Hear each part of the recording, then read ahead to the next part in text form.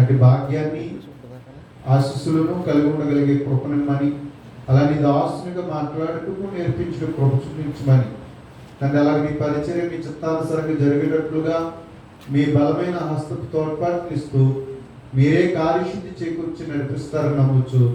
క్రీస్తు యేసు నామములో ప్రార్థించి వేడుకొనుచున్నాం తండ్రి, ఆమేన్.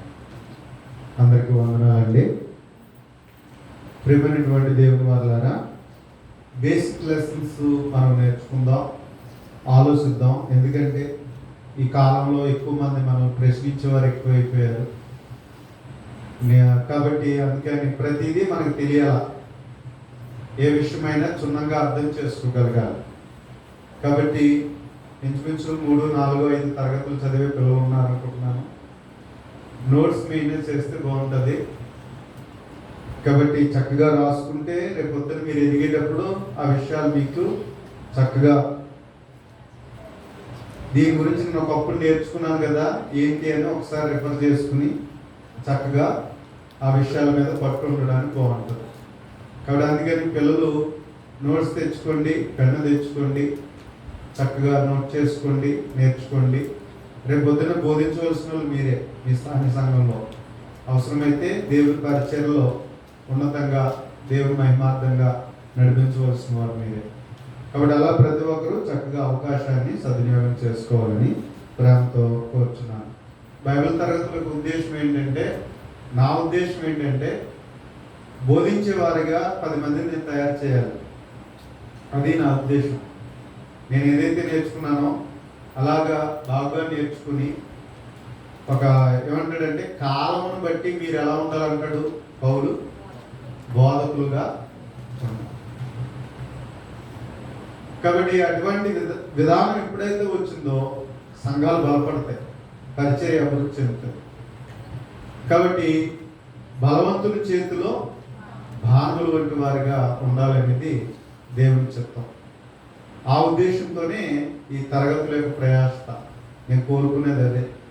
కాబట్టి ప్రియమైన వారులారా, అందుచేత ప్రతి ఒక్కరు కూడా అలాగైనా లేఖనాలను పరిశోధించేవారుగా, నేర్చుకునేవారుగా ఉండాలని కోరుతున్నాను. ఓకే, ఈరోజు మనము నేను ఎందుకు బైబిల్ నమ్మాలి, why I believe in the Bible అనే విషయాన్ని మనం ఆలోచించేద్దాం.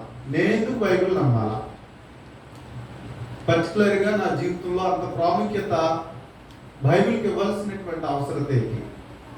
కాబట్టి ఈ విషయాన్ని మనము జాగ్రత్తగా ఆలోచించేద్దాం. ప్రియమైన వారులారా, బైబిల్ అనే పేరు ఎలా వచ్చింది అనే విషయాన్ని మనం చూద్దాం. బైబిల్ అనగా గ్రీకు పదం నుండి వచ్చింది. ఎందుకంటే బైబిల్ హిబ్రూ భాషలోను, అరామిక్ భాషలోను, గ్రీకు భాషలోను రాయబడింది. హిబ్రూ మూల భాషకు వెళ్ళినట్లయితే హిబ్రూ, అరామిక్, గ్రీక్ భాషలో రాయబడింది. అయితే దాన్ని ఏమన్నారంటే బిబ్లష్ అనేటువంటి 2 పదాల నుండి బైబిల్ అనే పదం వచ్చింది. బిబ్లష్ అనే గ్రీక్ పదాల నుండి. దానికి అర్థం ఏంటంటే గ్రంథము లేక పుస్తకముల సముదాయం అని అర్థం. గ్రంథము లేక పుస్తకముల సముదాయము అని. ఎందుకంటే ఈరోజు మనం బైబిల్ ఒక పుస్తకంగా చూస్తున్నాం కదా, ఒక గ్రంథంగా చూస్తున్నాం. కానీ ఇందులో ఎన్ని పుస్తకాలు ఉన్నాయి? 66 పుస్తకాలు ఉన్నాయి. ఏమండి, ఒక గ్రంథముగా మనం చూస్తున్నాం, కానీ ఇందులో మనకి ఎన్ని పుస్తకాలు కనిపిస్తున్నాయి అంటే 66 పుస్తకాలు మనకి కనిపిస్తూ ఉన్నాయి. కనుక 66 గ్రంథాల లేకపోతే 66 పుస్తకాల కలయికే గ్రంథముగా మనం చూస్తున్నాం. కాబట్టి బైబిల్ అంటే గ్రంథము లేక పుస్తకముల సముదాయము అని మనకి దాని అర్థాన్ని మనం చూసుకోవచ్చు. ప్రియమైనటువంటి దేవుని వారులారా, బైబిల్ రాయబడిన విధానాన్ని మనం చూస్తే చాలా మంది అపోహ ఏంటంటే ఇది ఒక విదేశీ పుస్తకము, ఇది ఆంగ్లేయులు లేక బ్రిటిష్ వాళ్ళ యొక్క పుస్తకము, లేకపోతే తెల్లోళ్ళ పుస్తకము, అమెరికా వాళ్ళ పుస్తకము, ఇది ఒక మత పుస్తకము అనే అభిప్రాయాన్ని ఈరోజు చాలామంది ఆలోచన చేస్తారు. కాబట్టి ఈరోజు చాలామంది ఏమంటున్నారు అన్నట్లయితే, ఈరోజు బైబిల్ చదువు అంటే నువ్వు దానికి అమ్ముడిపోయావా అనే ప్రశ్న కూడా వేస్తున్నటువంటి పరిస్థితులు మనం చూస్తున్నాం కదండి. అంటే చాలా మంది ఏదో కలిసి వచ్చేయడం వల్ల నువ్వేదో వెళ్ళిపోయావు, లేకపోతే నేను ఎవరో మభ్య పెట్టారు, లేకపోతే నువ్వేదో అమ్ముడుపోయావు అనేటువంటి అపోహ ఈరోజు కలుగున్నటువంటి పరిస్థితులు మనం చూస్తూ ఉన్నాం. అంటే నీకేదో చేస్తానన్నారు కాబట్టి, నీకేదో ఇస్తానన్నారు కాబట్టి నువ్వు వెళ్ళిపోతున్నావు, నువ్వు అమ్ముడుపోయావు అనేటువంటి అభిప్రాయాన్ని ఈరోజు మనుషులు ఆలోచన కలిగి ఉన్నారు. అయితే ప్రియమైనటువంటి వాళ్ళారా, బైబిల్ ఎక్కడ కూడా మనం చూస్తే ఇది అమెరికాలోని కానీ, ఇంగ్లాండ్ దేశంలో కానీ, యూరప్ కంట్రీస్లో కానీ బైబిల్ రాయబడలేదు. బైబిల్ యొక్క ఒక పుస్తకం కూడా ఇంగ్లాండ్లో కానీ అలాగే మనం అమెరికాలో కానీ, యూరప్ కంట్రీస్లో కానీ ఎక్కడా కూడా ఒక పుస్తకం కూడా రాయబడలేదు. ఇది కొందరు అపోహ మాత్రమే. అంటే భారతదేశానికి 200 సంవత్సరాలు బానిసత్వంగా చేసి పరిపాలించిన ఆంగ్లేయుల వల్ల ఈరోజు ఈ మతం భారతదేశానికి వచ్చింది అనే అభిప్రాయం ఉంది. వాళ్ళు ఈ మతాన్ని అంటగట్టి వాళ్ళు ఏం చేశారంటే దేశాన్ని దోచుకోవడానికి, లేకపోయినట్లయితే ఈ విధమైన వారి స్వార్థపూరితమైన ఉద్దేశాలతో దీన్ని చేశారు అనేటువంటి ఉద్దేశాన్ని కలిగి ఉన్నారు. కానీ రాజకీయ వ్యవస్థ వేరు, మత వ్యవస్థ వేరు. రాజకీయ వ్యవస్థ వేరు, మత వ్యవస్థ వేరు. ఈ రెండింటి విషయంలో మనం చూసినట్లయితే మన భారతదేశానికి వచ్చిన విలియం కేరీ అనేటువంటి ఆయన ఉన్నాడు. విలియం కేరీ యొక్క చరిత్రను మనం చదువుతున్నట్లయితే అతడు భారతదేశానికి ఒక మిషనరీగా వచ్చాడు, కానీ అది ప్రభుత్వ సంబంధంగా తను రాలేదు. అలా వచ్చినప్పుడు తను భారతదేశానికి వచ్చినప్పుడు తనకంటూ సరైనటువంటి సదుపాయాలు లేవు.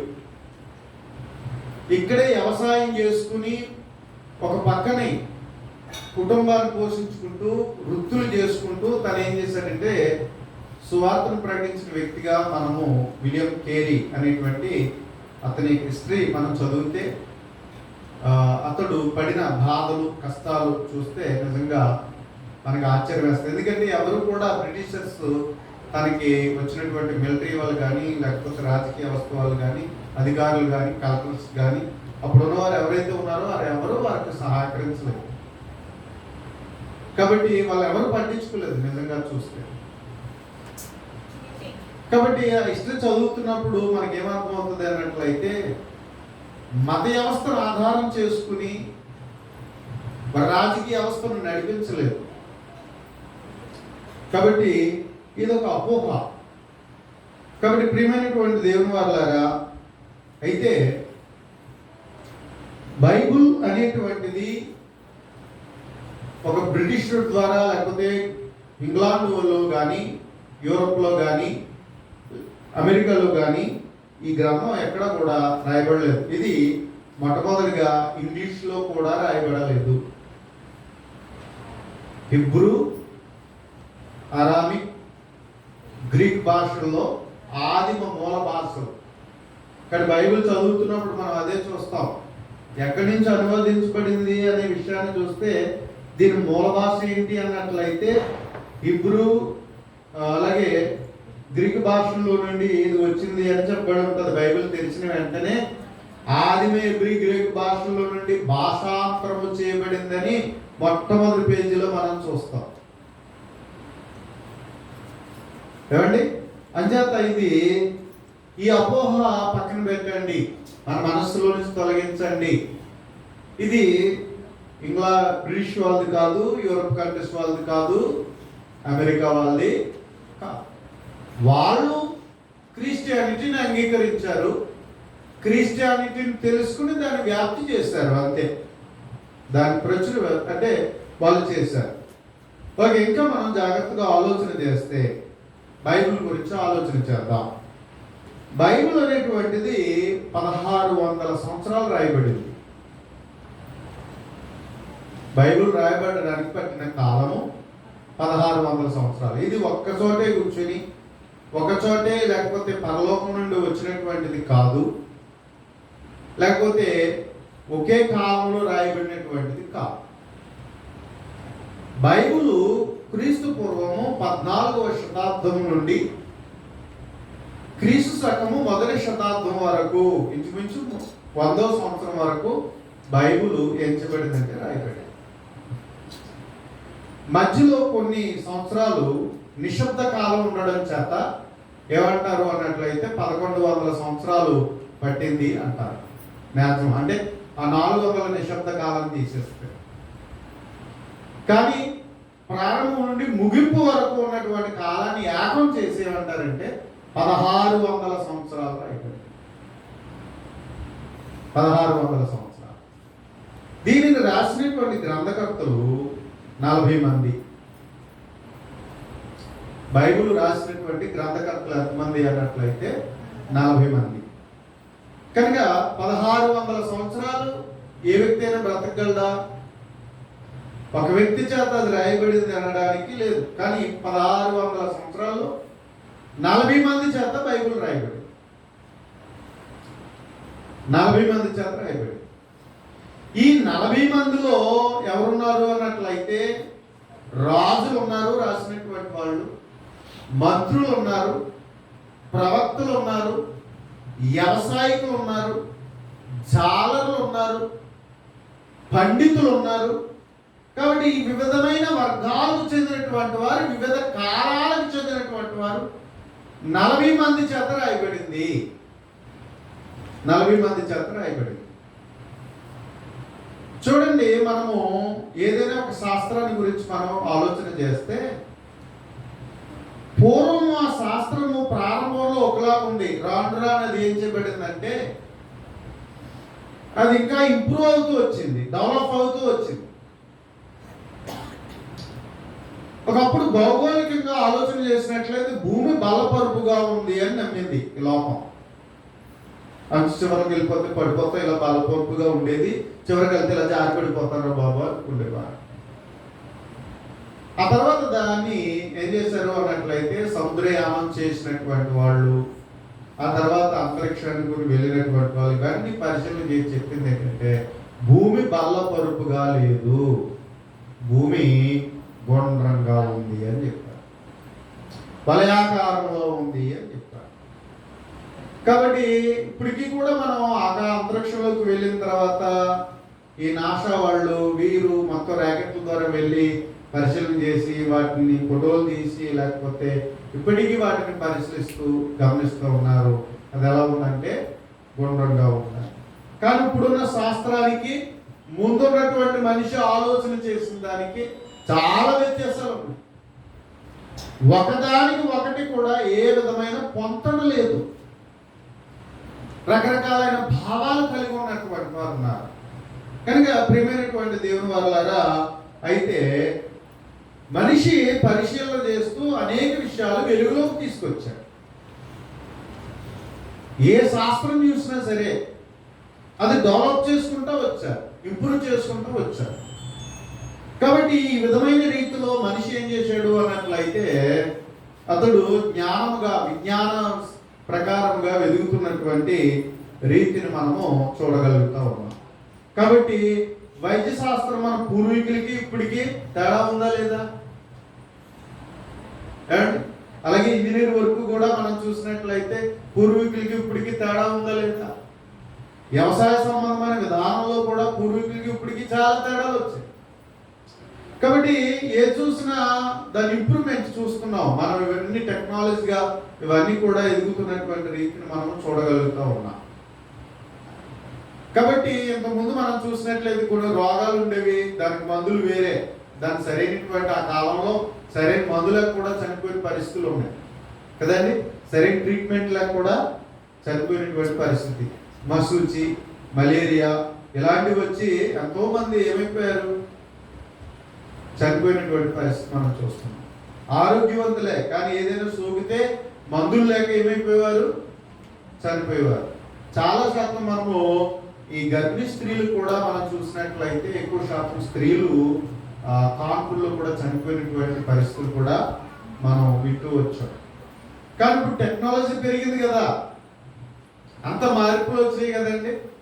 కాబట్టి చాలా మటుకు వైద్య శాస్త్రంలో అన్ని శాస్త్రాల్లో ప్రతిదీ కూడా ఏం జరిగింది అన్నట్లయితే సాగర శాస్త్రమే కానీ సముద్ర సంబంధమైనవి కానీ ఏ విధంగా చూసినా అన్ని డెవలప్మెంట్ అయినటువంటి పరిస్థితులు, విజ్ఞానంలో మనిషి ఎదిగినటువంటి రీతి మనం చూస్తూ ఉన్నాం. అంచేత పూర్వపు డాక్టర్కి ఇప్పుడు డాక్టర్కి తేడా ఉంటుందా ఉండదా అండి? అప్పటికి ఇప్పటికి తేడాలు ఉంటాయి ఉండదా? మన పూర్వీకులకి మనకి కూడా తేడా ఉంటుంది కదా. ఇప్పుడు వాళ్ళు వచ్చారనుకోండి, ఏంట్రా ఇలా ఉన్నాయంటారు, అవునా? వాళ్ళ కట్టుబాట్లు వేరు, వాళ్ళ పద్ధతులు వేరు, వాళ్ళ నాగరికత వేరు, మన నాగరికత వేరు, అవునా? అంటే 1600 సంవత్సరాలలో మనం చూసినట్లయితే నాగరికతలో, ప్రాంతీయ తత్వంలో ఎన్నో మార్పులు ఉన్నటువంటి పరిస్థితులు మనము గమనించవచ్చు. కానీ 40 మంది వివిధ కాలాలకు చెందినటువంటి వారుగా ఉన్నారు. ఈ 40 మంది గ్రంథకర్తలు వివిధ కాలాలకు చెందిన వారు, వివిధమైనటువంటి రాజ్యాలకి ఉన్నటువంటి వారు. మోషే ఈజిప్ట్ చరిత్ర మనం చూస్తాం ఏమండి. ఆ తర్వాత మనం చూసినట్లయితే వాళ్ళు కనాను దేశానికి వచ్చిన తర్వాత మనం ఎవరిని చూస్తామన్న న్యాయాధిపతులు చూస్తాం. ఆ తర్వాత మరలా రాజుల పరిపాలన వచ్చింది. ఈ చరిత్ర విధానం చూసినప్పుడు మరలా వాళ్ళు ఏం చెప్పారు, చెరగొని పోయారు, వేరే దేశాలకు చెరగొని పోయారు ఇశ్రాయేలీయులు. కాబట్టి అసూరు చెరకు వెళ్ళిపోయారు, అలాగే మనం చూస్తే బబులోను చెరకు వెళ్ళిపోయారు. మరలా అందులో నుండి వాళ్ళు బయటకు వచ్చారు. కాబట్టి ఈ పరిస్థితులను బట్టి మనుషులు ఏమొస్తాయి, మార్పు వస్తాయి కదా. ఇప్పుడు చూడండి, ఆంధ్రాలో ఉన్నవారు ఏ కర్ణాటక ప్రాంతాలకు వెళ్ళిపోయారు అనుకోండి, లేకపోతే ఏ ఒరిస్సా అటువంటి ఇంకా ఎక్కడికైనా దూరంగా దుబాయ్ ఎక్కడికో వెళ్ళిపోయారు అనుకోండి, ఆ కల్చర్కి అలవాటు పడిపోతారుగా. ఇప్పుడు అమెరికా వెళ్ళి మనకి నుంచి జాబ్ నిమిత్తం, బ్రతుకుదరి నిమిత్తం అమెరికా వెళ్ళిపోయిన వాళ్ళు అక్కడ కల్చర్ మారిపోతాయి, అక్కడ ఉన్న వాతావరణ పరిస్థితులు మారిపోతాయి. ఇండియాకి వచ్చిన తర్వాత ఇక్కడ కల్చర్కి అక్కడ కల్చర్ తేడా వచ్చేస్తుంది కదా. ఇవన్నీ మనం గమనిస్తూ ఉంటాం. కానీ ఇశ్రాయేల్ ప్రజల మధ్య ఎన్నో పరిస్థితులు అంటే సంభవించినప్పటికీ కూడా 40 మంది గ్రంథకర్తల యొక్క రాసినటువంటి పుస్తకాలలో ఏం చూస్తామంటే ఐక్యత చూస్తాం. ఎక్కడ ఏం కనిపించదు, వ్యత్యాసం అనేటువంటిది చూడం. అంటే బైబిల్ దీన్ని బట్టి మనం ఆలోచించేటప్పుడు మనం అర్థం చేసుకోవాల్సింది ఏంటంటే, ఈ 40 మంది 40 రకాలుగా రాయలేదు, కానీ ఈ 40 మంది ఒకే సందేశాన్ని తెలియజేశారు, ఒకే ఉద్దేశాన్ని తెలియజేశారు. అందులో 39 పుస్తకాలు ఏం చెప్తున్నాయంటే రాబోయేటువంటి మెస్సియా గురించి చెప్పాయి. మెస్సియా రాబోతున్నాడు, ఆయన రాజ్యం రాబోతుంది అని 39 పుస్తకాలు రాసినటువంటి గ్రంథకర్తలు తెలియజేశారు. అంటే ఇంచుమించు 32 మంది. పాత నిబంధన గ్రంథకర్తలు ఇంచుమించు 32 మంది. క్రొత్త నిబంధన గ్రంథకర్తలు ఎంతమంది అంటే 8 మంది. కనుక వీళ్ళు ఎక్కడ కూడా పొంతన లేకుండా ఉండదు. ఒక పుస్తకానికి ఏదో ఇదేంటి వచ్చింది అనడానికి ఉండదు. ఈ 40 మంది పుస్తకాలు గ్రంథకర్తలు రాసినటువంటిది ఒకే ఉద్దేశాన్ని తెలియజేశారు.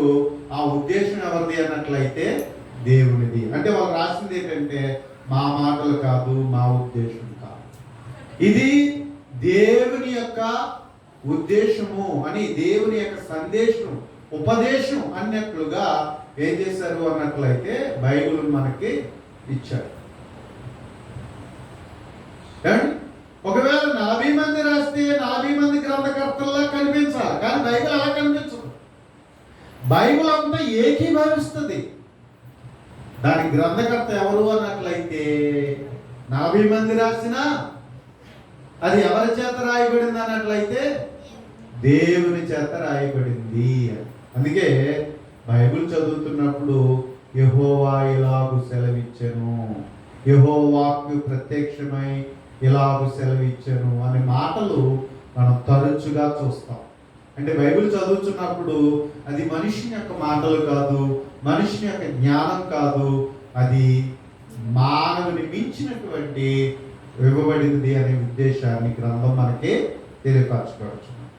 అంచేత బైబిల్ చదువుతున్నప్పుడు, బైబిల్ను పరిశీలిస్తున్నప్పుడు అది మనుషుల చేత రాయబడినప్పటికీ దాని ప్రేరణ అది మానవ ప్రేరణతో రాయబడినటువంటిది కాదు, అది దైవ ప్రేరణ అనేటువంటి విషయాన్ని ఖచ్చితంగా దాన్ని మనము అంగీకరించవచ్చు అన్నమాట. అట్టి రీతిలో మనకి ఏం చెప్పబడింది అన్నట్లయితే బైబిల్ 66 పుస్తకాలుగా 1600 సంవత్సరాలలో 40 మంది గ్రంథకర్తల చేత దేవుడు ఏం చేశాడు, మనకు అనుగ్రహించాడు. వింటున్నారా? ఆలోచిస్తున్నారా? ఎంతమంది రాశారు? 40 మంది రాశారు అండి. కాబట్టి ప్రియమైనటువంటి దేవుని వల్ల మానవ కల్పితమైన మాటలు కాదు, మానవ కల్పితమైనటువంటి మాటలు కాదు, మానవ మేధస్సుకు మించినటువంటి మాటలు. అంచేతను ఏమంటాడు అన్నట్లయితే పేతురు రాసినటువంటి మొదటి పత్రిక 2వ పత్రికలో 1వ అధ్యాయము 20-21 వచనాలు మనం చూసినప్పుడు పేతురు రాసినటువంటి 2వ పత్రిక 1వ అధ్యాయము 20-21 వచనాలు, ఒకడు తన ఊహను బట్టి చెప్పుట వలన లేఖనములలో ఏ ప్రవచనమును పుట్టదని మొదట గ్రహించుకొనవలెను అన్నాడు. ఒకడు తన ఊహను బట్టి చెప్పుట వలన, ఇది ఊహను బట్టి కలిగింది కదా, ఎవడేదో రాసేసాడండి ఊహించేసి, ఎవరో ఊహించేసి రాసేసారు అనుకుంటున్నారు చాలా మంది. ఇదేదో తెల్లలో రాసేసిన పుస్తకం అనుకుంటున్నారు కదా. ఈరోజు మనల్ని ఆ విధంగా ఆలోచింపజేయడానికి చెప్తూ ఉన్నారు. లేదు లేదు లేదు, ఇది ఏదో రాసేసారు, మిమ్మల్ని మోసం చేస్తున్నారు, నువ్వు మోసపోయావు అనే రీతిలో ఈరోజు చాలా మంది చెప్పడానికి ప్రయత్నం చేస్తున్నారు. ప్రియమైనటువంటి దేవుని వాళ్ళరా, లేఖనములు ఎప్పుడూ కూడా ఎలా కలగలేదు అన్నట్లయితే మనిషి ఊహల్లో నుంచి వచ్చింది కాదు. ఇది మనిషి ఊహల్లో నుంచి వస్తే మనిషి ఊహించినట్లుగానే ఉండాల. అనగనగనగనగా అంట మొదలెట్టుకుని ఏవో రాసుకుంటాం, దానికి తల ఉండదో తోక ఉండదు, ఏమి ఉండవు, అంత ఊహే, మనిషి ప్రేరణ తగ్గట్టుగా ఉంటాయి. కానీ అలా రాయబడినటువంటిది కాదు ఇది. ఏమని చెప్తున్నాడు అన్నట్లయితే ఒకడు తన ఊహను బట్టి చెప్పుట వలన లేఖనములో ఏ ప్రవచనము పుట్టదని మొదట గ్రహించుకొనవలెను అన్నాడు. యాలయనగా ప్రవచనం ఎప్పుడును మనుషుని ఇచ్చను బట్టి కలగలేదు, మనిషి యొక్క కోరికను బట్టి కలగలేదు. ప్రవచనం ఎప్పుడు కూడా మనకి భిన్నంగా ఉంది, మనకు అనుకూలంగా లేదు, లేకపోతే మనుషులు కట్టుబాట్ల ప్రకారంగా ఉండాలి. అవునా? బైబిల్ చదువుతూ ఉంటుంటే దేవుడు ధర్మశాస్త్రం ఇచ్చి నా కట్టడలు ఇవి, నా విధులు ఇవి, నా జ్ఞానం ఇది, ఇదే మీకు వివేకం అని దేవుడు చెప్పి ధర్మశాస్త్రాన్ని దేవుడిస్తే ఇశ్రాయేలు ప్రజలు ఏం చేశారు?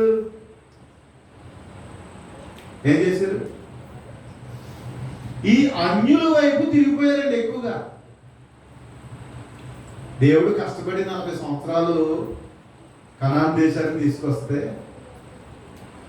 పాలు తేనెలు ప్రవహించే దేశం ఇచ్చి వాళ్ళు ఆశీర్వదిస్తారని చెప్తే ఇది అర్థం కాక ఏ మాయలో పడిపోయారు? లోకపు మాయలో పడిపోయారు. అంతే కదా? ఎంత చెప్పినా వాక్యం మనకు అర్థం కాదు. ఏమర్థం అవుతుంది? లోకపు మాటలు బాగా నచ్చుతాయి, అవునా? బుర్రలో అవి పోవవి ఏమండి. పనికి వచ్చేది ఏది మన మైండ్లో పెట్టుకోం, కానీ పనికిరాని విషయాలన్నీ బాగా వింటాం.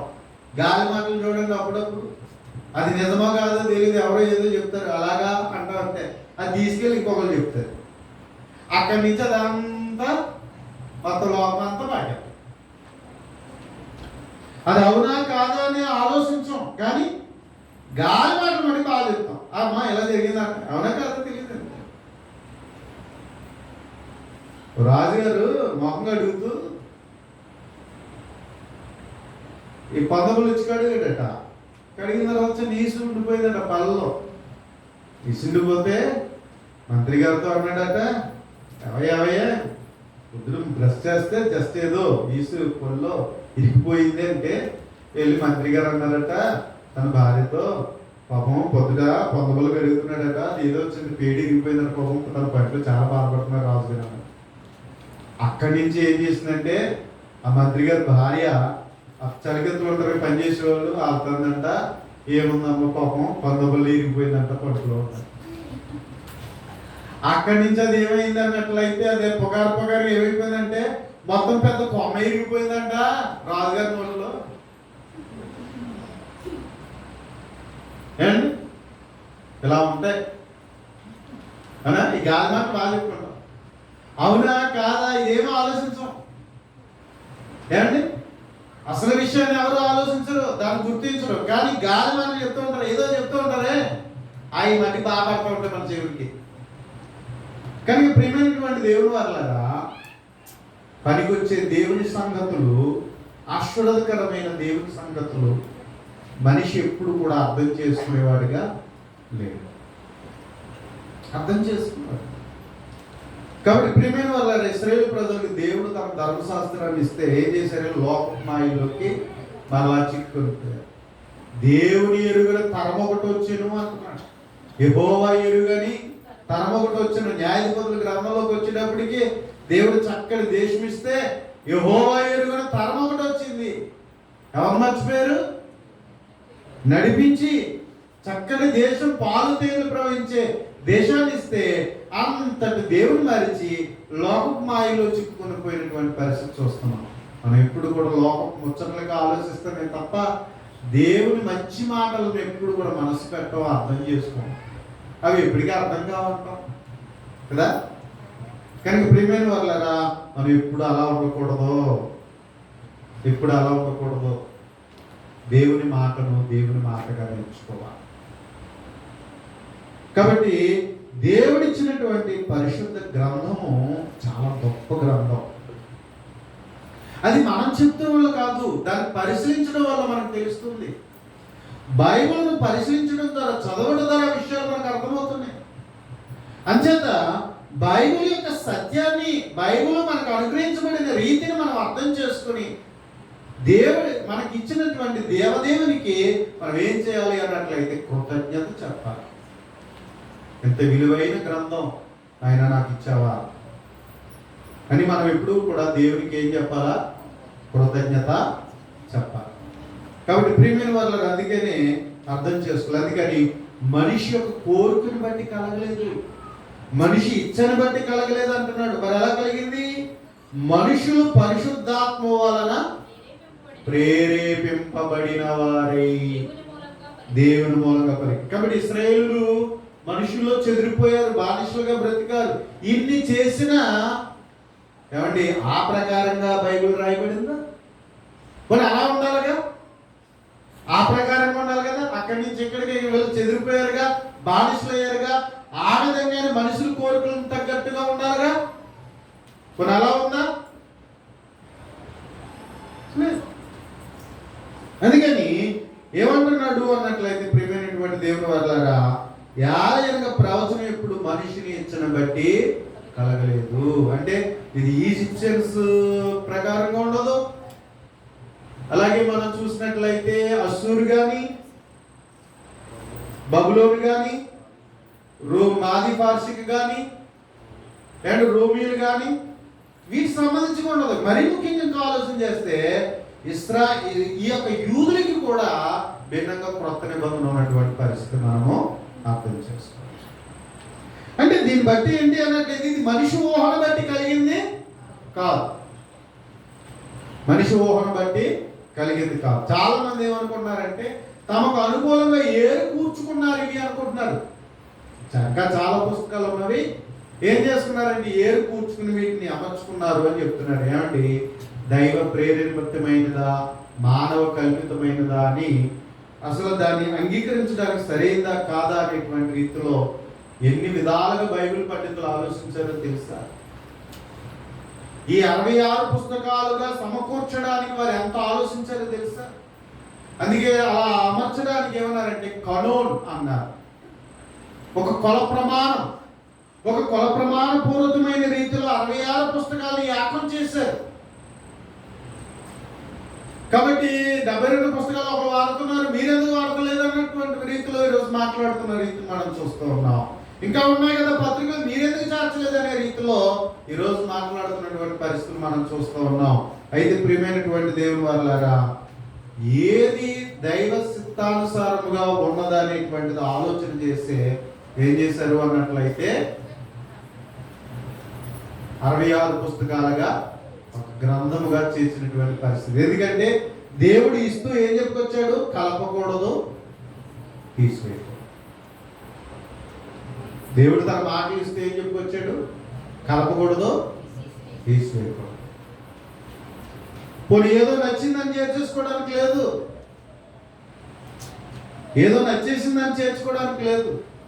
కాబట్టి దేవుని యొక్క గ్రంథం దేవుని ప్రవక్తల ద్వారా, దేవుని ఎలాగ మనుషుల ద్వారా అది దేవుని చేత ప్రేరేపించబడిందా కాదా అని చెప్పి అలా సమకూర్చబడిందే 66 పుస్తకాల గ్రంథం. అందుకని మరి క్యాథలిక్లు వారికి ఎక్స్ట్రా బుక్స్ ఉంటాయి, మరి ఈరోజు మీకెందుకు లేవో అని అడిగే పరిస్థితి ఉంటుంది.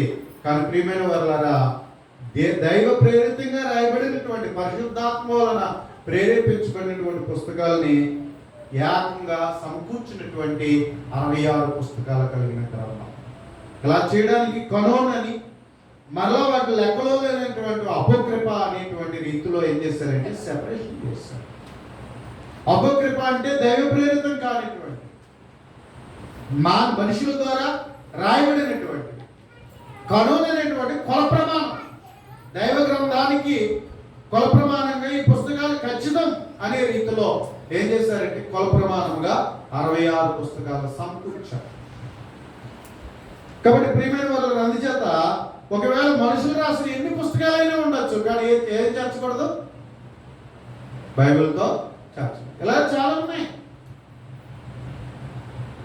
ఇలా చాలా ఉన్నాయి. అందులో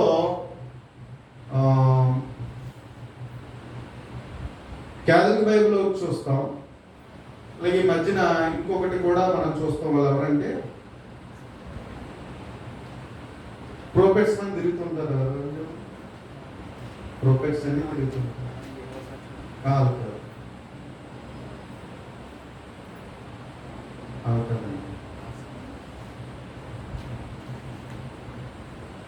సరే నెక్స్ట్ చెప్తాను. రాజమండ్రిలో ఆల్రెడీ చర్చలు బట్ ప్రోఫెట్స్ అని చెప్తారు. వాళ్ళు కూడా ఒక గ్రంథం రాశాడు ఒక ఆయన, జాన్ వెస్లీ ఎవరు ఆయన పేరు. దాన్ని బైబిల్తో దేవుడిచ్చిన పుస్తకం, దీన్ని ఏకం చేయాలి, దీన్ని కూడా చదవాలంటారు. ఏదేమైనప్పటికీ కూడా దేవుడిచ్చిన గ్రంథంగా మనం జాగ్రత్త పరిశీలన చేయాలి. అదేం చేయాలన్నట్లయితే కలపకూడదు, తీసివేయకూడదు అన్నాడు. కాబట్టి దేవుని మాట అయితేనే అంగీకరించాలి. దేవుని మాట కాకుండా ఏదైనా మన స్వచిత్తాన్ని ఒకవేళ మనము దాన్ని కలిపితే మనం తప్పు చేసిన వాళ్ళం అవుతాం. దేవుడు దాన్ని అంగీకరించాలి. నచ్చలేదని తీసివేయకూడదు. నాకు ఎలా నచ్చిందని మనం చేర్చుకోవడానికి లేదు, నచ్చలేదని తీసివేయడానికి లేదు. అందుకని ఈరోజు మనము దేవుని యొక్క అధికారపూర్వకమైన గ్రంథముగా ఈ 66 పుస్తకాలు మనం ఖచ్చితంగా ఏం చేయాలి? మనము అంగీకరించాలి. దీంతో వీటితో ఏం చేయకూడదు? కలపకూడదు, ఏవి కూడా తీసివేయకూడదు. కాబట్టి అందుకని ఒకవేళ నేను ఎవరు మభ్యపెట్టి నన్ను నమ్మొద్దు, అంగీకరించొద్దు. ఇవి ఖచ్చితమైనవి. దేవుడు మనకి 1600 సంవత్సరాలు 40 మంది చేత దేవుడు రాయించినటువంటి పరిశుద్ధ గ్రంథం. కనుక ప్రియమైన వాళ్ళ అందుచేత మన జీవితంలో ఏం చేయాలంటే దాన్ని హృదయపూర్వకంగా మనం అంగీకరించాలి.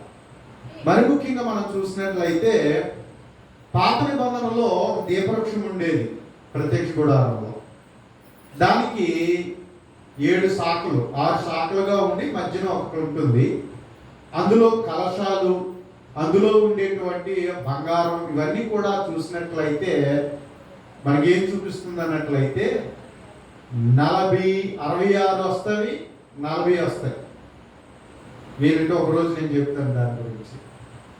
కాబట్టి అది ఏం చెప్తుంది అన్నట్లయితే 66 ఏం చెప్తుంది అన్నట్లయితే 66 పుస్తకాల గురించి చెప్తుంది. 40 వీసుల బంగారం పట్టిందంట స్వచ్ఛమైనటువంటి, అంటే 40 మంది గ్రంథకర్తలు. అంటే దేవుడు ఏం చేశాడంటే ప్రతి దానికి సాదృశ్యంగా చూపించుకుంటూ వచ్చాడు. ఒక ఖచ్చితమైన లెక్కలో అన్ని దేవుడు చూపించాడు. అందుకని బైబిల్ను ఆషామాషిగా ఆలోచన చేయకండి. దాని సమకూర్పు ప్రతిదీ ప్రణాళిక ప్రకారంగానే దేవుడు దాన్ని ఏం చేశాడు అన్నట్లయితే మనకి ఇచ్చాడు. అంచేత బైబిల్లో మనకి 2 గ్రంథాలు ఉన్నాయి, 2 నిబంధనలు ఉన్నాయి కదా, 2 నిబంధనలు ఉన్నాయి. ఒకటి పాత నిబంధన, 2 క్రొత్త నిబంధన. కాబట్టి ఇంకా ప్రియమైన వాళ్ళారా, ఇంకా మనం ఆలోచన చేసినట్లయితే బైబిల్లో ఎక్కువ మనం చూసినట్లయితే ఏమని చెప్పుకున్నాం? దేవుడు మాట్లాడెను, యెహోవా ఎలాగ సెలవిచ్చెను, ఈ పదజాలాలు చూస్తున్నాం కదా. ఇంచుమించు పాత నిబంధనలో 2500 సార్లు ఉన్నాయి ఈ పదజాలాలు మొత్తం అంతా కూడా. పాత నిబంధనలో 2500 సార్లు ఉంది, కానీ ప్రవక్తల గ్రంథాల్లోనే 1300 సార్లు ఉంది. ఏమని? ఎవరు మాట్లాడి? దేవుడు మాట్లాడాడు అని. ఎవరు మాట్లాడారు అని అంటే దేవుడు మాట్లాడాడు. అంటే మాట్లాడినటువంటి మాట ఏది కూడా ఎవరి మాట కాదు, మనిషి యొక్క మాటలు కాదు. కానీ గ్రంథం మనం చదువుతున్నప్పుడు మనకి ఏం చెప్తుందంటే ఇవి దేవుని మూలంగా, అంటే 2500 సార్లు పాత నిబంధనల మాటలు ఏం చెప్తున్నాయంటే ఇది దేవుని మూలంగా కలిగినటువంటి మాటలు. అలాగే క్రొత్త నిబంధన మనం చూసినట్లయితే క్రొత్త నిబంధన రాసినటువంటి గ్రంథకర్తల గురించి చూసినప్పుడు దేవుని యొక్క ఆత్మ వలన రాయబడినటువంటి మాట. యేసుక్రీస్తు ప్రభు సిలువకు వెళ్ళే ముందు ఆయన చెప్పినటువంటి మాట ఏంటంటే, యోహాను సువార్త 16వ అధ్యాయం 13వ వచనం మనం చూసినప్పుడు, యోహాను సువార్త 16వ అధ్యాయము 13వ వచనం.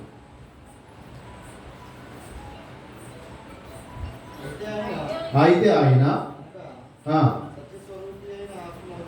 సత్యస్వరూపి అయిన ఆత్మ వచ్చినప్పుడు మిమ్మును సర్వసత్యములోనికి నడిపించును. ఆయన తనంతట తాను ఏమీ బోధింపక వేటిని వినినో వాటిని బోధించి సంభవింపబో సంగతులను మీకు తెలియజేయను. ఆయన నా వాటిలోనివి తీసుకొని మీకు తెలియజేయును అన్నాడు. జాగ్రత్తగా గమనించాలి. అపోస్తలులు యేసుక్రీస్తు ప్రభు చెప్తున్నప్పుడు పుస్తకం తీసుకుని ఆయన రాసుకోలేదా? రాశారా? అండ్ అలా ఉందా? యేసు ప్రభు చెప్తుంటో ఇలా మనకులాగా ఏదో నోట్స్ పెట్టుకుని వాళ్ళు రాసుకున్నారా? లేదు కదా. 19% కానీ ఏవైనా సరే వాళ్ళు ఏది కూడా వాళ్ళు రాయలేదు. మరి ఎలాగున ఆదిమ సంఘానికి వారు వాక్యం ప్రకటించారు? అప్పటికి ధర్మశాస్త్రం 39 పుస్తకాలు ఉన్నాయి. యేసుక్రీస్తు ప్రభు చనిపోయాడు, సమాధి చేయబడ్డాడు, మరణం నుండి తిరిగి లేచి వెళ్ళిపోయాడు. పెంతెకొస్తు అనే పండుగ దినాన క్రీస్తు 33లో సంఘం ప్రారంభించబడింది. మరి అప్పుడు వాళ్ళు ఎలా బోధించారు? క్రొత్త నిబంధన లేదు, అప్పుడు రిటన్ ఫామ్ లేదు. రిటన్ ఫామ్ గా వచ్చిందేమో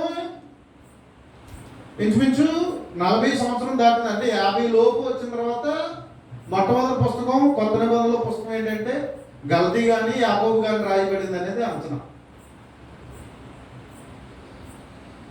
వాళ్ళకి 27 పుస్తకాలు లేవు. మరి 27 పుస్తకాలు లేకుండా ఎలా బోధించారు వాళ్ళు?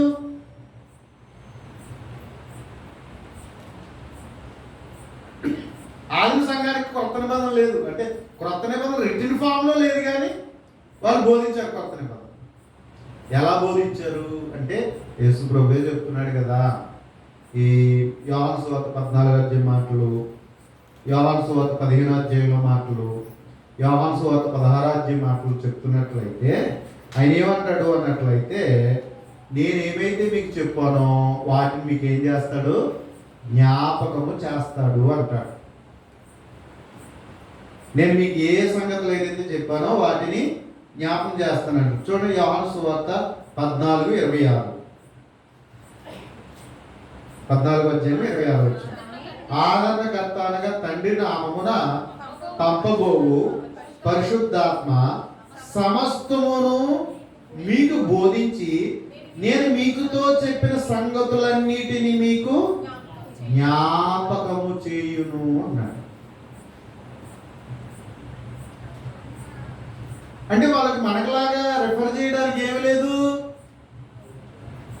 క్రొత్త నిబంధన రిటన్ ఫామ్లో లేదు, రాతపూరితమైన రీతిలో లేదు. కానీ పరిశుద్ధాత్ముడు ఏం చేశాడట, ఏం చేస్తానని చెప్తున్నాడు, యేసుక్రీస్తు ప్రభు చెప్తున్నాడు,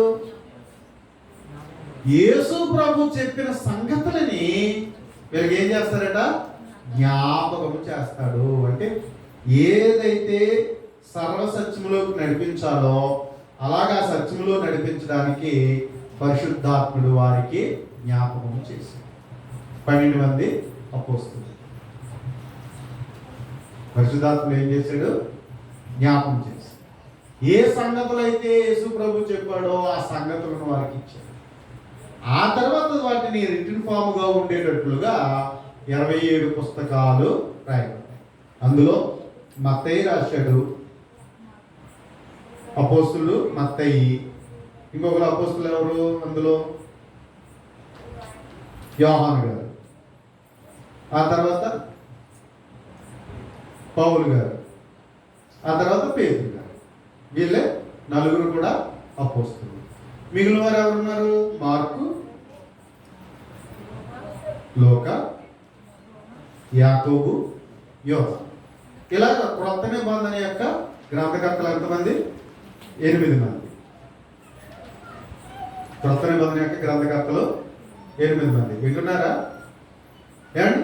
కాబట్టి ఈ 8 మంది ఎలాగున దేవుని యొక్క మాటలు రాశారంటే వాళ్ళ సొంత ఊహ కాదు, పరిశుద్ధాత్మని మూలంగా ఏ సంగతులు అయితే యేసుప్రభు చెప్పాడో ఆ సంగతులు జ్ఞాపకం చేస్తుంటే వాళ్ళు ఏం చేశారు అన్నట్లయితే ఆదిమ సంఘానికి బోధించారు. ఇదిగో మనం గ్రంథంగా ఉండడానికి, నిబంధనగా ఉండడానికి ఇదిగో ఆ గ్రంథకర్తలు ఏం చేశారు అంటే ఈ యొక్క పరిశుద్ధాత్మ ప్రేరణ వలన రాసి ఈరోజు మనకి ఇచ్చారు. ఓకేనా? అందుకని ఈ యొక్క 27 పుస్తకాలను ఏం చేశారు అన్నట్లయితే క్రొత్త నిబంధనగా మనకి ఇవ్వలేదు.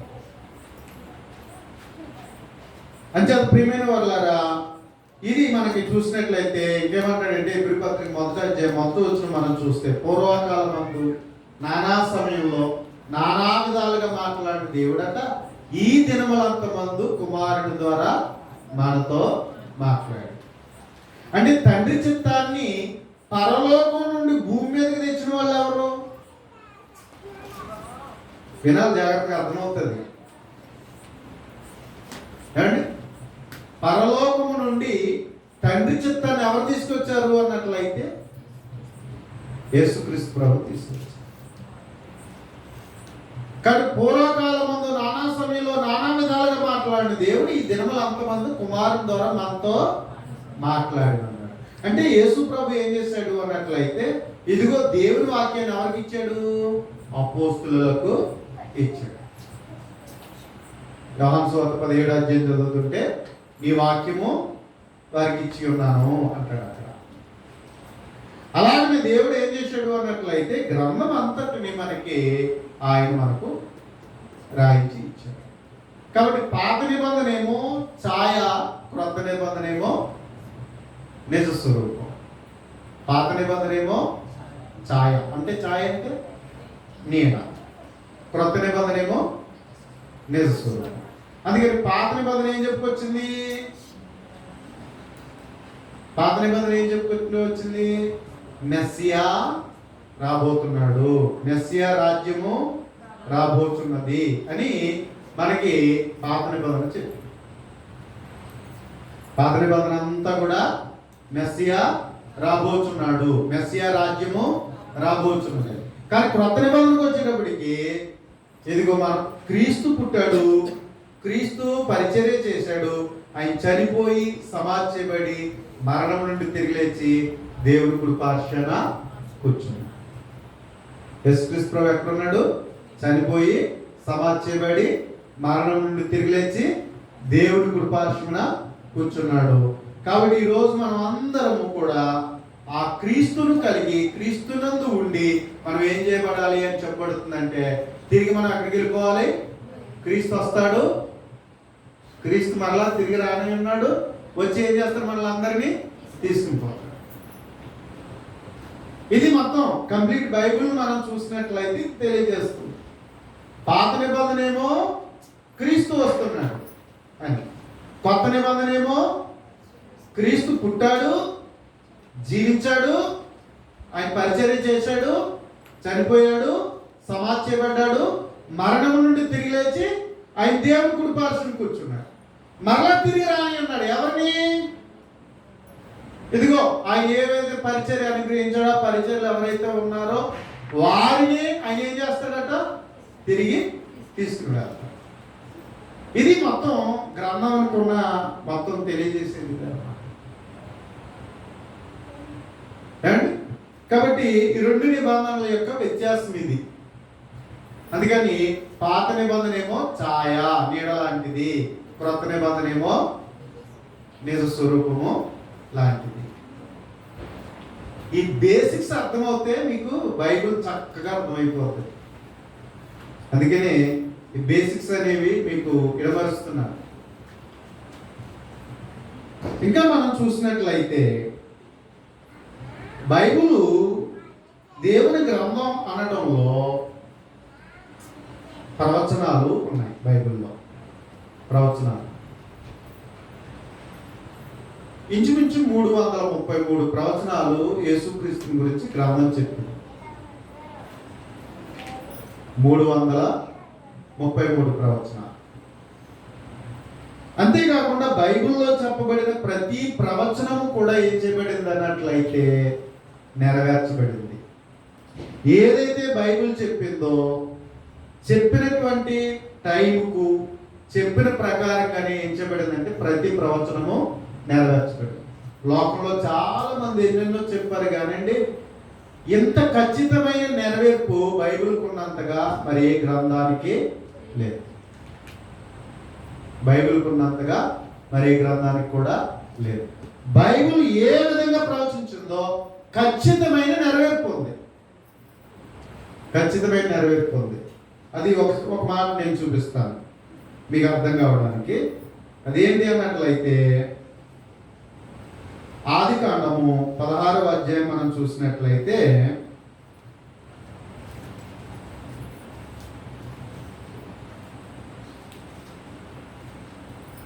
హగరు గురించి తెలుసు కదండి, మీకు అందరికీ తెలుసా?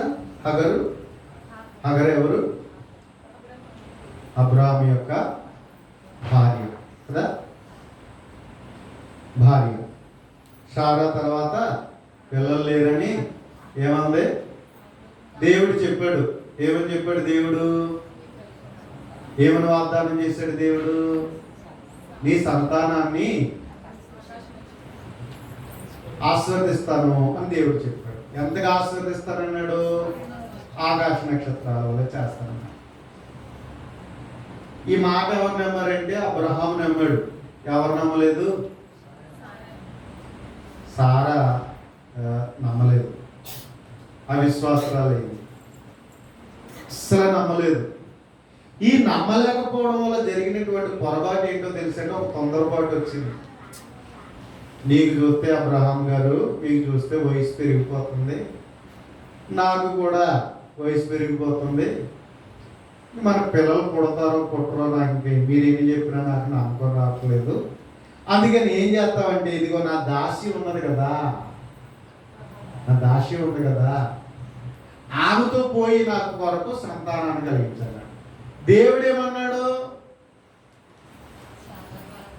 సారా వలనే ఈ సంతానాన్ని ఇస్తానని దేవుడు చెప్పాడు. కానీ ఎంత చెప్పినా ఎవరు నమ్మలేదు. అబ్రహాము కూడా అప్పుడప్పుడు అనుమానం వచ్చినా దేవుని మాటను బట్టి స్థిరపరచుకున్నాడు. అంతే కదా, అప్పుడప్పుడు ఎన్ని అనుమానాలు వస్తాయి మనకి, అవునా? బతుకంతా అనుమానమే మనకి, అవునా కదండి? దేవుని మాటను నమ్మం కానీ మనుషుల మాటలను బట్టి మనకి ఏమొచ్చేస్తాయి, ఎన్ని అనుమానాలు వచ్చేస్తాయో దేవుని మీద, అవునా? దేవుని విషయంలో ఎన్ని అనుమానాలు వచ్చేస్తాయో. అందుకని మనం ఏం చేస్తామంటే ఎంత బైబిల్ చదువుతున్నా అప్పుడప్పుడు మనలో వ్యక్తులు చేస్తూ ఉంటుంది, అవునా? అవునా కదా? ఎంత వాక్యం చదువుకుంటే అప్పుడప్పుడు మాకు కూడా తెలుస్తూ ఉంటాయి. అప్పుడు ఏం చేస్తామంటే మళ్ళీ బైబిల్ చదువుతాం, మళ్ళీ సెపరేట్ అయిపోతాం అన్నమాట. ఎందుకు వచ్చింది ఈ ఆలోచన? బైబిల్ దగ్గరకు వచ్చేటప్పటికి చదివేటప్పటికి ఆ అపోహలన్నీ పోతాయి, అపోహలన్నీ పోతూ ఉంటాయి. కానీ ప్రియమైన వాళ్ళని అందుకనే ఒక స్థిరమైనటువంటిది దేవుని వాక్యం. అందుకే దేవుని వాక్యము అనుదినము ఎందుకు చదవాలంటే మనం సరైన విశ్వాసాన్ని కలిగి ఉండడానికే. బైబిల్ చదవకపోతే ఏమవుతాయి? లోకంలో పనికిరాని నమ్మకాలన్నీ వస్తాయి, అవునా? బైబిల్ చదవకపోతే, బైబిల్ వినకపోతే, దేవుని వాక్యం వినకపోతే లోకంలో ఉన్న అన్ని నమ్మకాలు వచ్చేది మనలోకి.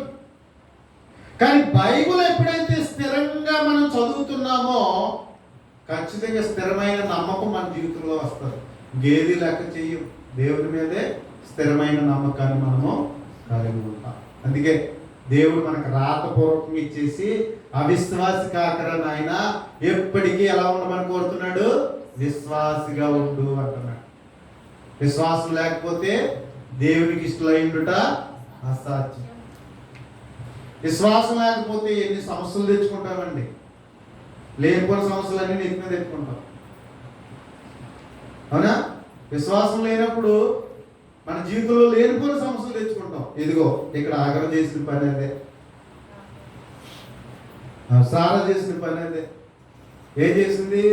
దేవుడు చెప్పింది నమ్మలేదు. ఏమో నాకేం జరుగుతుందో నాకు తెలియదు, నాకు మటుకి పిల్లలు కావాలా, పోయి అగరుతో వెళ్ళిపోయి ఏం చేయాలన్నట్లయితే నా కొరకు పిల్లలు కావాలి. ఏం వినలేదు, ఎవరి మాట వినలేదు, దేవుని మాట వినలేదు. దేవుని మాట వినకపోవడం చేత ఆమె తొందరపాటును బట్టి, ఆమె యొక్క అవిశ్వాస చర్యను బట్టి ఎవరు వచ్చారో తెలుసా? ఇస్మాయిలీలు వచ్చారు. వాళ్ళు ఎలాంటి వాళ్ళని దేవుడు చెప్పాడో తెలుసా? అడవి గాడిదలు అని చెప్పాడండి.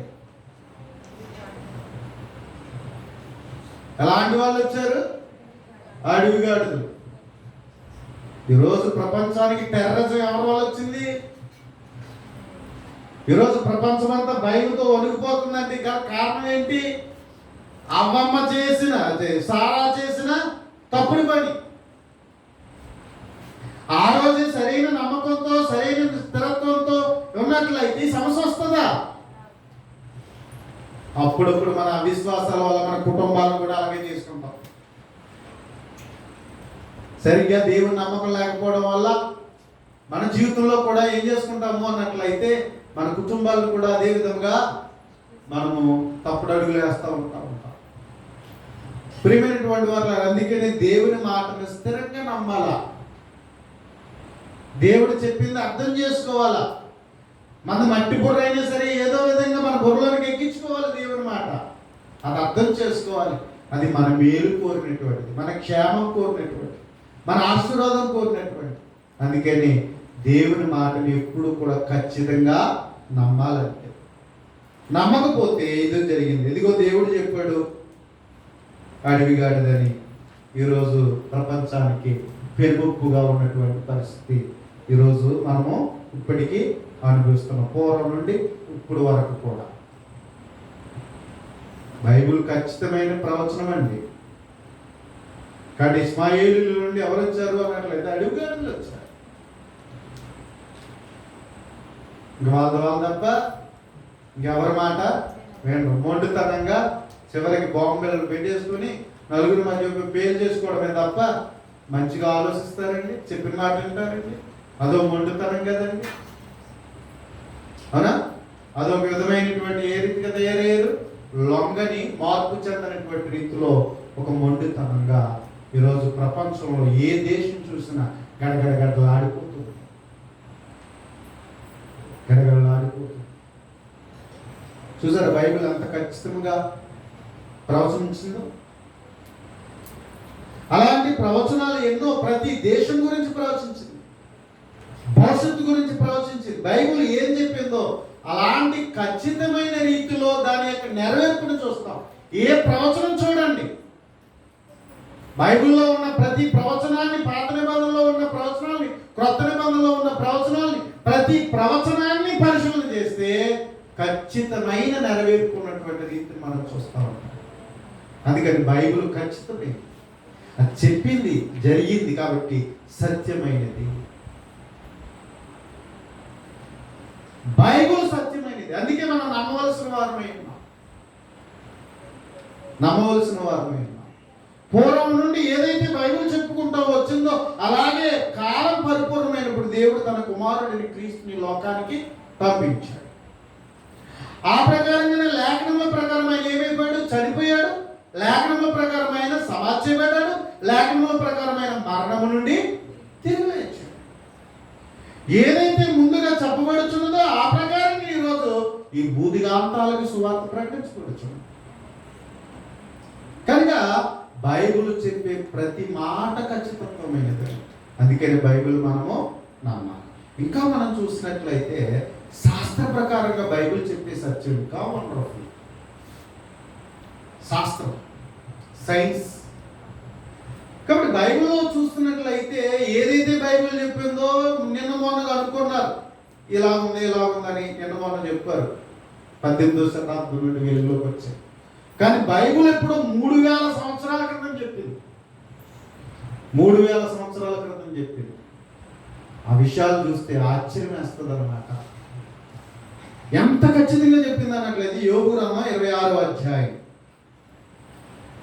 యోబు గ్రంథము 26వ అధ్యాయం మనం చూసినట్లయితే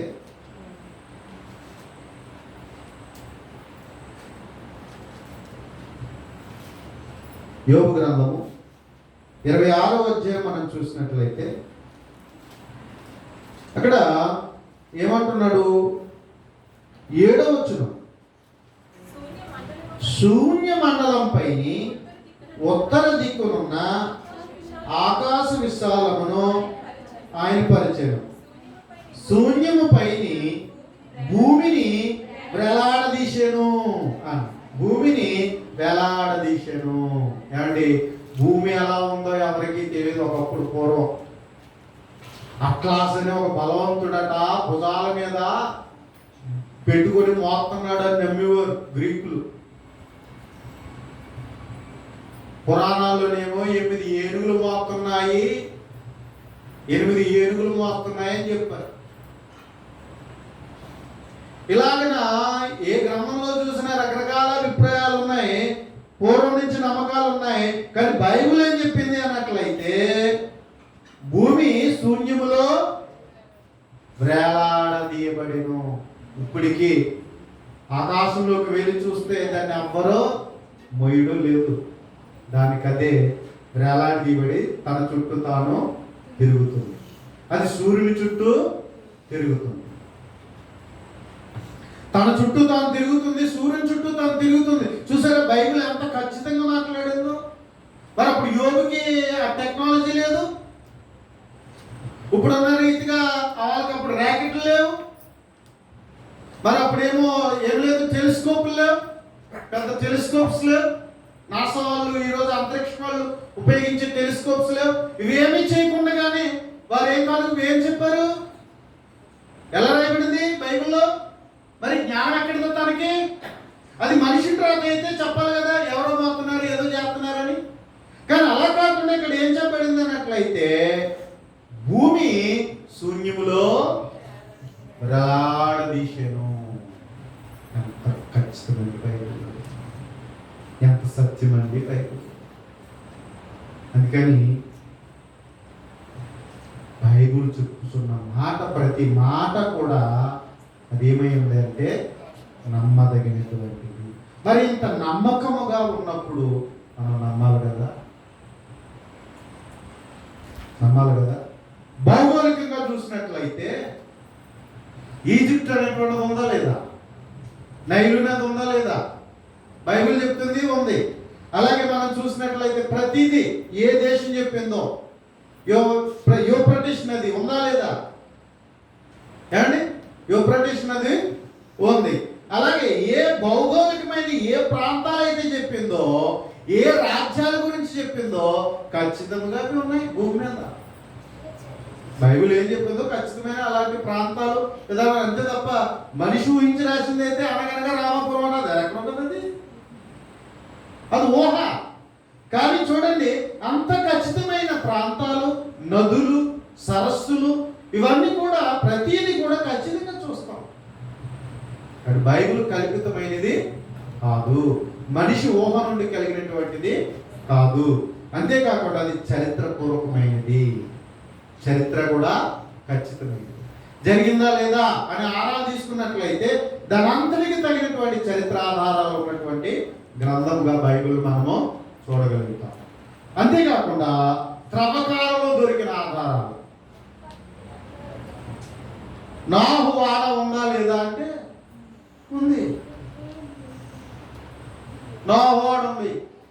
ఎర్ర సముద్రంలో వారు ఉన్నాయా లేదా? రథచక్రాలు దొరికాయి, దానికి ఐడెంటిఫికేషన్ ఉంది. కాబట్టి ప్రియమైన వాళ్ళని ఈ విధంగా ఏది చూసినా సరే, మన బైబిల్ని ఏ ప్రకారంగా చూసినా, ఏ కోణంలో చూసినా ఏం చెప్తుందంటే నమ్మదగినది అని విషయం చెప్పాలి. మరి ఇంత నమ్మదగినది నమ్మాలి కదా. నమ్మదగినది చెప్పినప్పుడు నమ్మాలి కదా. ఒక వ్యక్తి నమ్మకంగా మనకు చెప్తున్నప్పుడు నమ్మాలి కదండి. అలాగే బైబిల్ ప్రియమైన వాళ్ళగా మనం పరిశీలన చేస్తే, పరిశీలనలో అది చరిత్ర ప్రకారం చూస్తావా, అది చెప్పిన ప్రవచనాల ప్రకారం జరిగిందా లేదా అని ఆలోచిస్తావా? పరిశీలన చేయి, దాన్ని నెరవేర్పు చూస్తాం. కాబట్టి ఇంకా భౌగోళికంగా చూస్తే భౌగోళికంగా దాని రుజువులు ఉన్నాయి. ఇంకా మనం చూసినట్లయితే ప్రియమైన వారిలాగా త్రవ్వకాలలో దొరికిన ఆధారాలు ఉన్నాయా లేదా? ఇది వాస్తవాలు కదండి, అన్ని వాస్తవాలే. ఇవన్నీ కూడా బట్టబయలుగా ఉన్నాయి. ఇవన్నీ మనకి ఖచ్చితంగా మనకు చెప్తున్నప్పుడు ఏం చేయాలి? మనం ఏం చేయాలా? నమ్మాలి. నువ్వు ఎందుకయ్యా నువ్వు బైబిల్ నమ్ముతున్నావు అంటే నమ్మదగినది కాబట్టి, నమ్మకం కలిగిస్తుంది కాబట్టి నమ్మవలసిన వారమై ఉన్నాం. కాబట్టి ఇది మన జీవితానికి ఎంతో విలువైనది, ఆధారమైనది. కాబట్టి అందుచేత ప్రియమైన వాళ్ళారా బైబిల్ నమ్మాలి. మరి ముఖ్యంగా నాలో ఉన్న చీకటిని తొలగించి నాలో వెలుగు సంబంధమైన జీవితాన్ని నింపేది బైబిల్.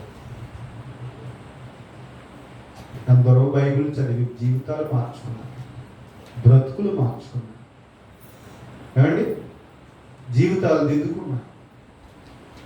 బైబిల్ చదివి ఎవరు పాడైపోలేదు. ఒకవేళ వాళ్ళు సరైన రీతిలో చదవకే, అర్థం చేసుకోకే వాళ్ళు తప్పుగా ఉన్నారేమో కానీ బైబిల్ సరైన రీతిలో పరిశీలన చేస్తే ఏం చేయలేడు? పాపము చేయచ్చా? పాపము చేయజాడు. పాపం చేయడానికి మనస్సు రాదండి, మనస్సు రాదు. తను కంట్రోల్ చేసేసుకుంటాడే కానీ పాపం చేసేస్తుంటాడు. అందుకంటే దావీదు ఏమన్నాడు? నీ ఎదుట నేను పాపం చేయకున్నట్లు నా హృదయంలో ఏంటి? ఎక్కడ అది? నీ ఎదుట నేను పాపం చేయకున్నట్లు నా హృదయంలో నీ వాక్యము ఉంచుకొని ఉన్నా. 119 11 9 ఎస్ 11. కాబట్టి ఎవరైతే హృదయపూర్వకంగా వాక్యాన్ని ధ్యానిస్తారో వాళ్ళు ఏం చేయగలరు? పాపము చేస్తారు. నేను నా పుట్టుకతోడే నేను క్రైస్తవుని కాదు, నా తల్లిదండ్రులు క్రైస్తవులు కాదు. ఇంటర్మీడియట్ అంటే ఇంచుమించు 10th క్లాస్ వచ్చేప్పుడు దేవుళ్ళు ఒక దేవుడు, కాబట్టి అన్ని గుడికి వెళ్ళినాక ఈయన గుడికి వెళ్ళాలా అనుకున్నాను అంతే. అలాగే వెళ్ళాను నేను చర్చికి, అలాగే ఆయన మొక్కుకున్నాను, అలాగే వెళ్ళాను అంతే. అలా వెళ్తూ బైబిల్ ఎప్పుడప్పుడు సరదా చదువుతూ ఉండేవాడిని, అలా చేస్తూ ఉండేవాడిని. కానీ వాక్యము నన్ను ఆకర్షించింది. ఎఫెసీ పత్రిక 5వ అధ్యాయం చదివినప్పుడు కొట్టొచ్చినట్లుగా నాకు బోధించింది. వెంటనే నా ఆలోచనలు మారిపోయాయి, నా ప్రవర్తన మారిపోయింది. నేను సినిమాలు చూస్తూ సినిమా వాతావరణం ప్రకారంగా ఉండాలనుకునేటువంటి వాడిని, అలాంటి వేషాలు అలాంటి సరదాలు చేయాలనుకునేటువంటి వాడు. పాట చూస్తే డ్యాన్స్ వేసేసుకోండి, అంత స్టెప్స్ వేసుకోండి అన్నమాట. ఇంటర్ వరకు కూడా సరదాగా అందరూ యవనస్తులు నడవాలనుకునే రీతిలోనే నడవాలనుకున్నాను నేనైతే. కానీ ఎప్పుడైతే ఎఫెసీ పత్రిక 5వ అధ్యాయం చదివానో, బైబిల్ అంత గొప్పదా, క్రైస్తవ్యం అంత గొప్పదా అని నన్ను నేనే మార్చేసుకుని అక్కడి నుంచి నా యాటిట్యూడ్స్ మారిపోయాయి. అక్కడి నుంచి సరైన వయసులో, ఇంచుమించు ఇంటర్మీడియట్ వయసులో 16-17 సంవత్సరాల వయసులో నాకు అప్పటి నుంచి బైబిల్ చదవడం ప్రారంభించాను. అప్పటి నుంచి తప్పు చేయడానికి ఉరుకుపోతాను. ఏదన్నా తప్పుడు భావన వస్తే ఎందుకు నాలో ఇలా ఆలోచన అనిపిస్తుంది, వెన్నులో నుంచి ఉరికొచ్చేస్తుంది. ఏదైనా నా వ్యతిరేకంగా ఏదైనా నేను తప్పుడుగా ఆలోచన వస్తే, ఏదైనా చేస్తే అసలు ఒప్పు. ప్రతిదీ న్యాయబద్ధంగా, నీతిబద్ధంగా, పరిశుద్ధంగా ఉండాలి అనే ఆలోచన కలిగి ఉంటాను. ఎందుకంటే ఏదైనా ఒకవేళ నలుగురు నడిచే విధానంలో నడుద్దామంటే వాక్యం నన్ను ఒత్తిడి చేస్తుంది. ఇది నీకు తగదు, నువ్వు క్రైస్తవుడు అని నన్ను హెచ్చరిక చేస్తాను. నువ్వు దేవుని కుమారుడు కాబట్టి అందుకే నువ్వు ఖచ్చితంగా నువ్వేం చేయాలంటే దేవుని వాక్యానికి లోబడాలని నన్ను హెచ్చరిక చేస్తూ ఉంటాను. ఎంత ఎవరు చెప్పకలేదు, నాకు దేవుని వాక్యం నన్ను కంట్రోల్ చేస్తుంది. అందుకని నేను వాక్య ప్రకారంగా స్వాధీనంలోకి వెళ్ళిపోతాను. అయితే భయపడిపోతాను, నాకు భయం వస్తుంది. కానీ ప్రతి నియమము ఆయన చిత్తానుసారంగా నేను చెయ్యాలి అనే భయం వస్తుందండి. అందుకని ఒకరు హాని చేయడానికి కానీ కీడి చేయడానికి కానీ నాకు అసలు జరగదు. ఒకవేళ ఏదైనా కోప్పడ్డానే చూడండి, మరలా కొంత సమయం వేయడానికి మరలా సారీ చెప్పేవలసిందే, లేకపోతే నాలో నేనే కుమిలిపోతాను, ఏడ్చేస్తాను. ఏమిచ్చింది నాకు ఆ యాటిట్యూడ్స్ ఎవరిచ్చారు? నా తల్లిదండ్రులు అయితే ఎన్నోసార్లు కొట్టారు చిన్నప్పుడు, చదవలేదని చేయలేదని. కానీ మీరు వాళ్ళు చెప్పరు. కానీ నేను ఏం చేయాలో ఈరోజు నేను కంట్రోల్ చేసుకుంటాను. ఏమిచ్చింది? బైబిల్. అటు బైబిల్ ప్రకారంగా చదివిన వాడు మంచి వ్యక్తిత్వాన్ని సాధిస్తాడు. అందుకని ఈరోజు ప్రతి ఒక్కరికి మనం ఏం చేయాలంటే బైబిల్ నేర్పించాలి. బైబిల్ నేర్పిస్తే మంచి వ్యక్తులుగా మారిపోతారు. ఎలా మారిపోతారో తెలుసండి, ఒక్క మాట చూపిస్తాను, ముగించుకుందాం. యోహాను రాసినటువంటి మొదటి పత్రిక 3వ అధ్యాయం. యోహాను రాసినటువంటి మొదటి పత్రిక 3వ అధ్యాయం 9వ వచనం చూడండి. అందరూ చూడండి. చూడండి ఏమని చెప్పబడుచున్నదో. దేవుని మూలంగా పుట్టిన ప్రతి వానిలో ఆయన బీజము నిలుచును గనుక వాడు పాపము చెయ్యడు. దేవుని మూలంగా పుట్టినవాడు గనుక పాపము చెయ్యజాలడు అన్నాడు. దేవుని మూలంగా పుడితే అమ్మ కొడుకులోంచి పుట్టించడం కాదండి. నువ్వు ఏదో పుణ్యం చేసుకుని పుట్టారా బాబు, అందుకే దేవుడు నిన్ను ఇలాగే నడిపిస్తున్నాడు అంటూ ఉంటారు. అది కాదండి. అమ్మ కడుపులో నుంచి దేవుడు మనం ప్రత్యేకపరచుకోవడం కాదు. చాలా మంది ఇలా ఆలోచిస్తున్నారు. లేదు, దేవుని వాక్యమే నిన్ను ప్రత్యేకపరచాలి. దేవుని మాటే నీ జీవితాన్ని ప్రత్యేకపరచాలి. వాక్యము నీలో నాటబడాల. విత్తనం వేస్తేనే, విత్తనం నాటితేనేమొస్తుంది? మొలకొస్తుంది, ఎదిగితే ఫలాలు వస్తాయి. నాటకుండా ఏమండి ఎదుగుతుందా, మొలకొస్తుందా, ఎదుగుతుందా, ఫలాలు వస్తాయా? అలాగే ఏ వ్యక్తి యొక్క జీవితంలో వాక్యం నాటబడుతుందో ఆ వ్యక్తి యొక్క జీవితమే మారిపోతుంది. పాపపు చేయలేడు, చెయ్యడు, చెయ్యజాలడు. ఎంత కష్టమైన, ఎంత నష్టమైన, ఎన్ని మాటలైనా, ఏ పరిస్థితి అయినా భరించడానికి, ఎంతటి శోధన వచ్చినా దాన్ని భరించడానికి ఇష్టపడతాడే తప్ప తొట్టిల్లే అవకాశం లేదు. వాక్యం నిన్ను నన్ను అలా పట్టుకుంటే వాక్యానికి న్యాయం చెప్తుంది. దేవుని మాటకే ఎల్లప్పుడూ మన జీవితం నిలబడుతుంది. మరి ప్రకటింపబడుతున్న దేవుని మాటలు నీ హృదయంలో నాటబెడితే నీ కుటుంబం ఎప్పుడు ఆశీర్వాదకరంగా ఉంటుంది. అందుకని బాలుడు నడవలసిన త్రోవ వారికి నేర్పు. వాడు పెద్దవాడైనప్పుడు ఏం చేయలేడు, తొలగిపోడు. అందుకని నీ పిల్లలు బాగుండాలన్నా, నీ భర్త బాగుండాలన్నా, నీ మనవళ్ళు బాగుండాలన్నా ఏం చేయాలి? ఇంట్లో వాక్యం వినిపించాలి, వీలైతే తరగతులకు నడిపించాలి. చక్కగా వాక్యం నేర్చుకుంటే మన బ్రతుకులే మారిపోతాయి, మన జీవితాలే మారిపోతాయి. ఒక చక్కని ఆనందకరమైన జీవితం, ఒక వెలుగు సంబంధమైన జీవితాన్ని, దేవునిలో నిలుపుకునే జీవితాన్ని మనం కలిగి ఉండగలుగుతాం. కాబట్టి అందుకే బైబిల్ తరగతుల యొక్క ఉద్దేశం. కనుక ప్రియమైన వారులారా, కాబట్టి బైబిల్ను ఎందుకు నమ్ముచున్నావు?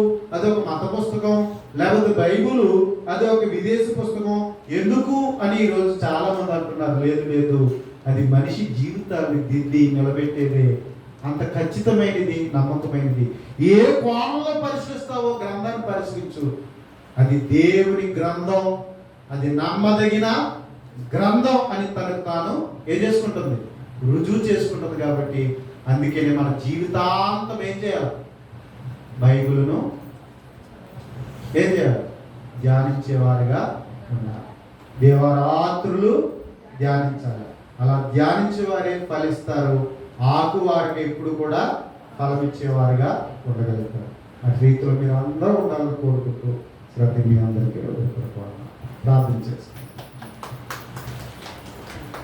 పరిశుద్ధుడా, దయగలిగిన తండ్రి, మీకు స్తోత్రాలు నాయనా. మమ్మల్ని ఎంతగానో ప్రేమించి రాత్రికాల సమయంలో నీ పరిశుద్ధ గ్రంథాన్ని గురించి, గొప్పతనాన్ని గురించి నాయన, అది ఎంత నమ్మదగినదో మాకు నేర్పించారు తండ్రి.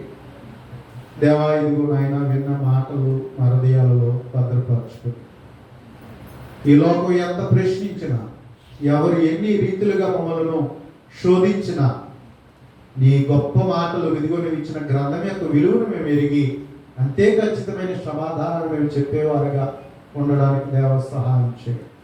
అలాగే నీ గ్రంథం యొక్క సత్యాన్ని ఎరిగి, నీ చిత్తాన్ని ఎరిగి, మా తండ్రిదిగో నీ వాక్యం అనే బీజాన్ని మాలో నాటుకుని తండ్రి, మీ కొరకు ఫలించేవారుగా, మీ చిత్తము నెరవేర్చేవారుగా తండ్రిదిగో దేవ, ఎలాగైతే మేము పరిశుద్ధులుగా, నిర్దోషులుగా, నిందారహితులుగా బ్రతకాలని మీ చిత్తము తండ్రి, ఆ విధంగా మేము అందరము కూడా నిలిచి నీకు ప్రియమైన వారుగా జీవించేటట్లుగా వాక్యము ద్వారా ఎట్టి శాశ్వత జీవాన్ని మాకు ఇవ్వాలని, లేఖనములు పరిశోధించడం ద్వారా నిత్య జీవాన్ని మేము ఎలా పొందుకోవాలని మీరు కోరుతున్నారు. ఆ రీతిలో తరగతులు నెరవేర్చబడడానికి ప్రతి ఒక్కరు చక్కగా నేర్చుకోవడానికి సహాయం చేయమని, మహిమా ఘనత ప్రభావాలు మీరే పొందుకోమని. ఇదిగో తండ్రి, ఎవరికైతే అర్థం చేసుకునే మనస్సు ఉన్నదో అటు వారు ఇదిగో చక్కగా విని, చక్కగా గ్రహించి ఆయన చక్కటి జ్ఞానాన్ని పొందుకునే వారుగా ఉండేటట్లుగా సహాయం చేయమని మా ప్రభువును రక్షకుడును క్రీస్తు యేసు నామములో ప్రార్థించి వేడుకొంచున్నాం తండ్రి.